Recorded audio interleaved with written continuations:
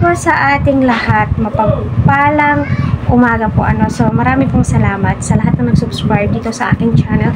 Especially sa mga supporters nga po ni Arjen at saka ni Viansay na madami pong umaasa na sana tuloy-tuloy po ang upload ni Kalingap Prab patungkol nga po sa EDSI. Yes, tuloy-tuloy po ang upload ni Kalingap Prab sa EDSI. Wait lang po tayo. Kasi alam naman po natin galing po sa malaking birthday party ni Baby Rabay ang pamilyang Matubang.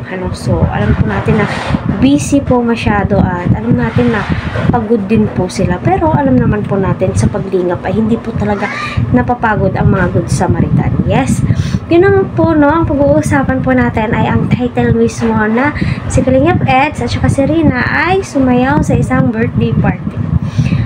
So alam nyo, napaka-bilis ng araw, ng panahon. So, marami po ang nagsasabi na why maulit muli yung pagsayaw nila sa harap ng ibang tao kahit papaano mapasaya po nila ang kanilang supporters. Kasi yun naman po talaga yung gustong mangyari ng Team Kalingap. Yung mapasaya po tayo, mag-enjoy po tayo habang pinapanood ang kanilang mga video, hindi po tayo naboboard, although di naman po tayo naboboard, at saka ang sarap sa feelings, yung inaabangan mong sinusuportahan mong na beneficiary, kita mo po ngayon na malaki na po yung improvement, kayang-kaya niya na po makipagsabayan sa mga Kalingap Angels.